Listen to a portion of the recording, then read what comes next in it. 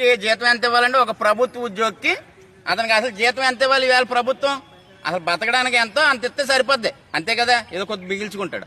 ₹1,00,000 ఏంటండి 1,20,000 80,000 90,000 జీతాలు ఏంటండి వీళ్ళకి ఐక్యరాజ్య సమితి వేతన సంఘ సిఫార్సులు అని చెప్పి వీళ్ళకి ₹1,00,000 ఇచ్చేయడం వల్ల వీళ్ళు రియల్ ఎస్టేట్ వడ్డీ వ్యాపారం బంగారం కొనుక్కుంటున్నారు. ఈ ఆదాయం పెరిగిపోయి మళ్ళీ ఇందులో అక్రమంగా అడ్డదారులను సంపాదిస్తున్నారు. ఇదే అవినీతి ఉద్యోగులు.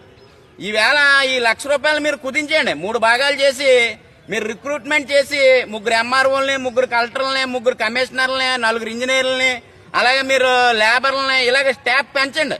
వీళ్ళకి ₹1,00,000 జీతం ఇవ్వడం అనేది చాలా అవివేకం. ఈవేళ బతకడానికి ఎంత కావాలో అంతే ఇవ్వండి. 30,000 సాలది వీళ్ళకి వీళ్ళ ₹1,00,000 అంటే ఈవేళ జ్యుడిషియరీ ఉందంటే జ్యుడిషియరీలో అన్ని కేసులు పెండింగ్. ఇవి న్యాయ వ్యవస్థలో లాయర్లో ఇదంతా కోర్టులో కేసులన్నీ పెండింగ్ దేశవ్యాప్తంగా.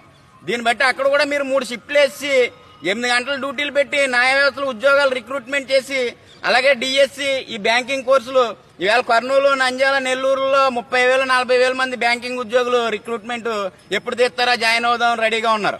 ఈ బ్యాంకింగ్ వ్యవస్థ కూడా 24 గంటల వ్యాపారాలు జరుగుతున్నాయి కాబట్టి 3 భాగాల కింద వీళ్ళు జీతభత్యాలు ముందు తగ్గించండి.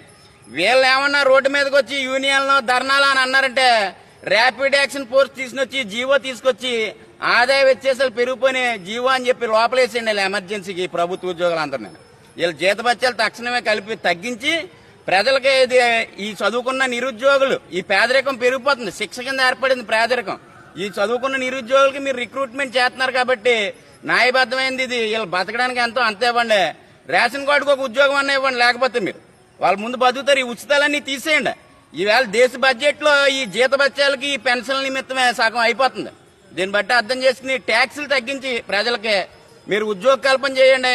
ఈవేళ ఎంహెచ్పిహెచ్ చదివి ఈ ఎంపీడీలు చదివి వీళ్ళ పోలీసులు అవుతారని విఆర్ఓ రాయడానికి కూడా వచ్చేస్తున్నారు. పెద్ద పెద్ద చదువులు చదివి ఈవేళ గ్రూప్ 1 గ్రూప్ 2 చదివిన వాళ్ళు కూడా అర్థం చేసుకుని ఆదాయ వ్యత్యాసాలు పెరిగిపోయినాయి. దేశంలో సమానత్వం కూడా ఉండలేదు.